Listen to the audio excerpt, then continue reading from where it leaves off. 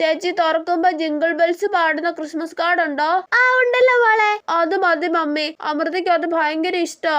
എന്നാ അത് എടുത്തേക്ക് കേട്ടോ. ശരി ചേച്ചി. അമൃതയ്ക്ക് ടെഡി ബിയർ ഭയങ്കര ഇഷ്ടാ മമ്മി.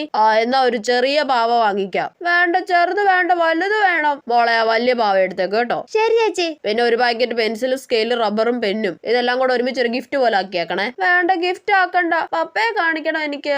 എന്നാ ഗിഫ്റ്റ് ആക്കണ്ട കേട്ടോ. എന്താ ചേച്ചി വിശേഷം? സ്കൂളിൽ ക്രിസ്മസ് ഫ്രണ്ട് ആക്കിയെന്നേ, അതിന് ഗിഫ്റ്റ് വാങ്ങിക്കണോന്ന് പറഞ്ഞ് ഇന്നലെ തൊട്ട് വന്ന് കരച്ചിലായിരുന്നു. ആണല്ലേ?